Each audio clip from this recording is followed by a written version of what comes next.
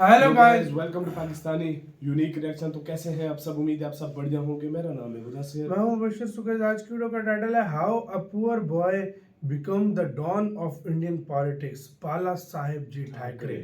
तो भाई साहब, ये वो नाम है जो हम बचपन से लेकर आज तक पाकिस्तान में भी सुन रहे हैं। पाकिस्तान में इतना ये एक फेमस नाम है, उस टाइम सुनते थे। ये एक इतना फेमस नाम है। हम छोटे थे तब से और आज भी, हालांकि इनकी डेथ को एक टाइम हो चुका है, लेकिन आज भी इनका नाम अमर है और लिया जाता है। और मैं कहता हूँ पूरे भारत में इनके फैन है। तो भाई कैसे, अच्छा, ये एक पूरे बहुत एक गरीब लड़के थे और फिर वहां से इनका सफर डॉन ऑफ इंडियन पॉलिटिक्स तक कैसे हुआ, सारा आज इनका वो देखेंगे। तो ओरिजिनल वीडियो का लिंक मिल जाएगा आप लोगों को डिस्क्रिप्शन में। प्लीज ओरिजिनल क्रिएटर को सब्सक्राइब करना मत भूलिएगा। काउंट करते हैं, 3 2 1 एंड स्टार्ट। बाला साहेब ठाकरे एक ऐसे इंसान जिससे अंडरवर्ल्ड गैंगस्टर दाऊद इब्राहिम तक डरता था।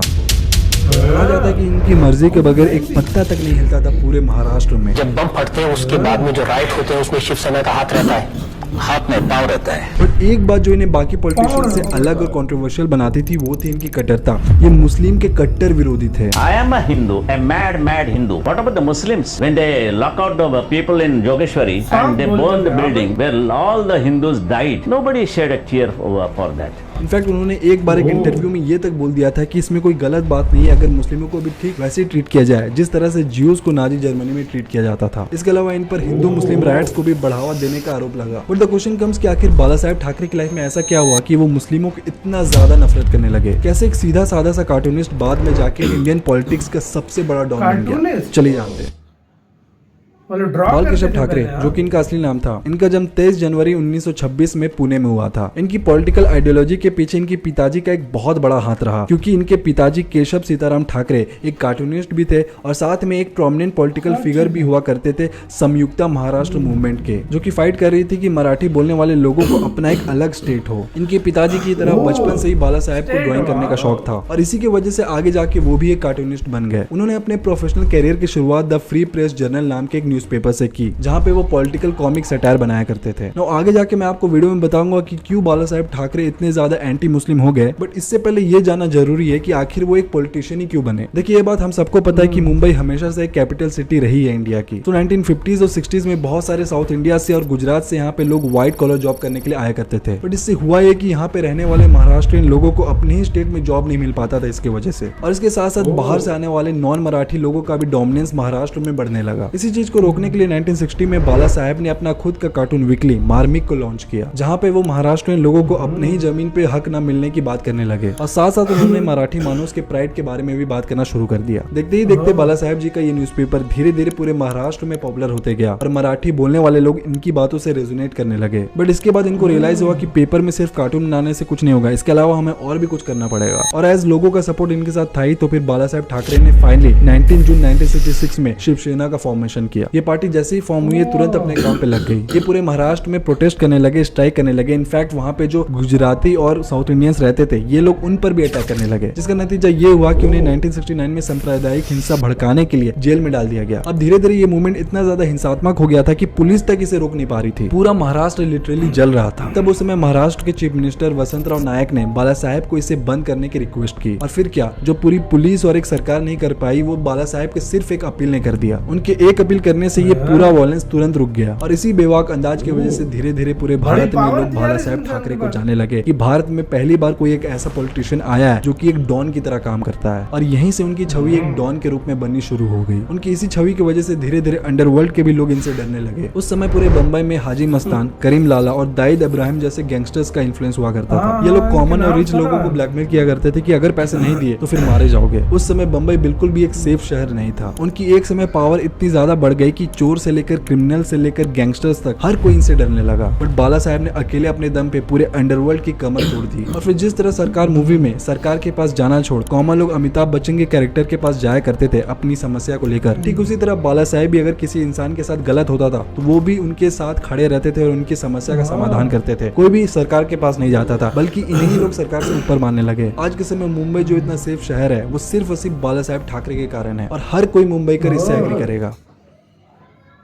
मतलब 1990s में इतना कश्मीर में safe है, टेररिज्म क्या अपने करे? पीक पर था। हम सबको पता है कि उस समय कश्मीरी हिंदूज का वहां पे जेनोसाइड हो रहा था। जब पूरा देश आतंकवादियों के डर से खामोश था तो उस समय बाला साहिब ही थे जिन्होंने कश्मीरी पंडितों के मुद्दे पर खुलकर बोला था। इनफैक्ट कश्मीर फाइल्स मूवी के एक सीन में ये भी दिखाया गया है कि जब पूरी सरकार भी इन लोगों की हेल्प नहीं कर रही थी तो उस समय बाला साहिब इन लोगों के साथ खड़े थे। महाराष्ट्र में बाला साहेब जी ने हमारे बच्चों के लिए सारी इंजीनियरिंग कॉलेजेस में स्पेशल कोटा सैंक्शन किया है, तो केंद्र सरकार पूरे भारत में ऐसा क्यों नहीं कर सकती है? इसके बाद 1993 में कुछ टेररिस्ट ने हिंदू डिवोटीज को जो कि अमरनाथ यात्रा पे जा रहे थे उनको ये वार्निंग दिया था कि अगर कोई आगे बढ़ता है तो वो वापस जिंदा बच के घर नहीं जा पाएगा। ना अगर कोई एक नॉर्मल पॉलिटिकल लीडर होता तो वो उस समय ये बोलकर चुप हो जाता कि मैं इस एक्ट को कंडेम करता हूँ। कुछ बुद्धिजीवी लोग तो ये तक बोलने लगते कि अमरनाथ यात्रा में जाना ही क्यों है, भगवान तो हर तरफ है ना। बट बाला साहेब ठाकरे इन लोग जैसे कायर नहीं थे। उन्होंने सीधा इन टेररिस्ट को वार्न किया कि अगर अमरनाथ यात्रा के दौरान एक भी डिवोटी पर अटैक होता है तो मैं ये प्रॉमिस करता हूँ कि एक भी मुस्लिम हज यात्रा के लिए यहाँ से रवाना नहीं होगा। और फिर इसके बाद होना क्या था, अमरनाथ यात्रा ना सिर्फ सक्सेसफुली कंडक्ट किया गया बल्कि एक भी हिंदुओं पर आंच भी नहीं आई। इन सारे इंसिडेंट्स की वजह से धीरे धीरे बाला साहेब ठाकरे का फोकस हिंदुओं की रक्षा करना और उनके राइट्स की तरफ शिफ्ट हो गया और वो कई ऐसे भाषण खुलकर देने लगे जो कि बहुत ज्यादा एंटी मुस्लिम हुआ करती थी। आपने कहा था बांग्लादेशी मुसलमानों के यहाँ से हटाएंगे, हमारे यहाँ से हम निकालेंगे, उसको छोड़ देंगे उनके बॉर्डर तक, चाहे तो पाकिस्तान में जाओ मगर यहाँ नहीं, क्योंकि वो इस्लाम का ये है। इसके बाद जब 1992-93 बॉम्बे बॉम्ब ब्लास्ट हुआ तब उन्होंने मुस्लिमों के अगेंस्ट ये बोल दिया कि अब इनको मारो। इन्होंने कहा कि अगर बम्बई में रहना है तो लॉ एंड ऑर्डर को फॉलो करना होगा और अगर नहीं करेंगे तो हम इन्हें अपने हिसाब से करवाएंगे। और ठीक इसी बॉम्बे बॉम्ब ब्लास्ट के बाद बाला साहेब ने अपने शिव सैनिक्स को ये ऑर्डर दिया कि जाओ और जाके बाबरी मस्जिद को खत्म कर दो, जिसको इन्होंने पब्लिकली एक्सेप्ट भी किया हुआ है। जब 6 दिसंबर को अयोध्या में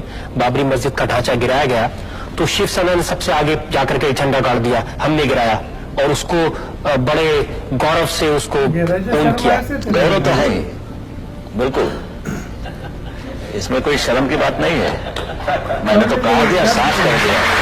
और आगे जाके इसके वजह से इनको अरेस्ट भी किया गया। कहा जाता है कि जब भी बाला साहेब को अरेस्ट किया जाता था तो ये पुलिस के लिए बहुत ज्यादा डिफिकल्ट हो जाता था इनको जेल तक ले जाने में, क्योंकि जेल के बाहर लाखों की संख्या में इनके समर्थकों का सैलाब लग जाता था। But coming back to the point, जब आगे जाके 1995 में महाराष्ट्र में स्टेट असेंबली इलेक्शंस होने वाले थे तब उस समय शिवसेना बीजेपी के साथ जुड़ गई और वो ये इलेक्शन जीत गए और 1995 से 1999 तक इन्हीं की सरकार रही। एक बात जो बाला साहेब ठाकरे की ये भी थी कि उन्हें कोई भी पॉलिटिकल गद्दी का उतना ज्यादा लोभ नहीं था। जब शिवसेना ने इलेक्शन जीता तो ये चीफ मिनिस्टर नहीं बने बल्कि इन्होंने मनोहर जोशी को महाराष्ट्र का चीफ मिनिस्टर बना दिया। अब वो अलग बात है कि लगभग सारे डिसीजंस बाला साहेब ठाकरे ही लिया करते थे। नो, ऐसे तो आपने मुंबई के बारे में सुना होगा कि ये शहर कभी रुकती नहीं है, बट 17 नवंबर 2012 को जब बाला साहेब ठाकरे की हार्ट अटैक की वजह से मृत्यु हो गई तो उस समय मुंबई पूरा थमसा गया था। कहा जाता है कि इनकी फ्यूनरल को अटेंड करने के लिए लगभग 3 मिलियन से ज्यादा लोगों की भीड़ इकट्ठी हो गई थी। अगर आपको इस वीडियो का पार्ट 2 चाहिए जहाँ पे मैं ये बात करूंगा कि आखिर क्यों बाला साहेब ठाकरे के बेटे उद्धव ठाकरे अपने पिताजी से जस्ट अपोजिट निकले, ये अपने पिताजी के नक्शे कदम पे नहीं चले और आज के समय ये बहुत सारी ऐसी चीजें करते हैं जिसको देखकर बाला साहेब ठाकरे खुश नहीं होते। तो आप कमेंट कीजिए और अगर बहुत सारा कमेंट आता है तो मैं इस पर भी वीडियो जरूर बनाऊंगा। तो thanks for watching this video, subscribe. अच्छा, मतलब उद्धव ठाकरे इनके बेटे हाँ, उद्धव ठाकरे अभी भी सीएम है, देख लो। वो भी खत्म हो गया, अभी वो खत्म हो गया, लेकिन अभी फिर भी लेकिन तब भी तो भाई पावर खो दी है ना भाई शिवसेना ने, क्योंकि नाम ठाकरे जी का जो नाम था वो चलता था मोस्टली। क्योंकि यार सच बताऊं ना, मैं आपको सच बताऊं, जिस तरीके से पाकिस्तान में सुनता था, पाकिस्तान में बहुत हेट है इनके बारे में, बहुत हेट है। मैं आपको सच बताऊं, देखो जो सच्ची बात है, ये एक्सेप्ट जिस तरह कुछ मुस्लिम होते हैं वो एक्सेप्ट आके करते हैं कि भाई हमें नफरत है, इस तरह ये साफ मतलब ये नहीं करते थे, दोगली बात कर दी, हाँ भाई हम इनके साथ हैं, जो दिल में होता था ये मुंह में साफ बताते थे, कहते थे मुझे भाई नफरत है, भाई नफरत है, बिल्कुल। मतलब साफ बताते थे लोग, हम बचपन से सुनते आ रहे थे इनके सब कुछ। बाद में हमने असल में जाना इन्होंने क्यों, क्या हिसाब किताब है। अमरनाथ यात्रा की वजह से उन्होंने कहा था एक मुस्लिम भी हज पे नहीं जाएगा, तो उसके बाद वो यात्रा फिर वो सारा मतलब इनसे दाऊद इब्राहिम लोग, ये लोग सही डरते थे इन लोगों से, और इनकी एक अपील पे दंगे रुक गए थे और इनकी एक स्पीच से एक बात पे पूरा शहर बंद हो जाएगा। तो भाई महाराष्ट्र में इनका जो बोलबाला था, कहते हैं सरकार की इस जगह इनको मसले लोग बताने आते थे और इतने लोग मतलब क्यों, ये मतलब एक तरह से हिंदुओं के रक्षक माने जाते। लेकिन फिर भी देखो यार, महाराष्ट्र में अभी भी काफी कंट्रोल है इनका। अगर इनके बेटे जो है वो ज़ाहिर बात है, लेकिन इनके बेटे अब नहीं, इनके एक भाई है यार, मेरे ज़हन से भाई के भतीजा है यार, भाई के भतीजा मैंने सुना वो भी बड़ा दबंग, राज ठाकरे कुछ इस तरह का नाम है, इसी तरह वो भी कहते हैं बिल्कुल, वो भी बड़ा दबंग है। अब उनका नाम पता नहीं, मुझे नहीं पता लेकिन वो भी बोला जा रहा है कि इसी तरह। तो आपका कैसे कहना है, कैसे क्या कहना है इनके बारे में, कोई फैक्ट हो तो बताना। बहुत सारा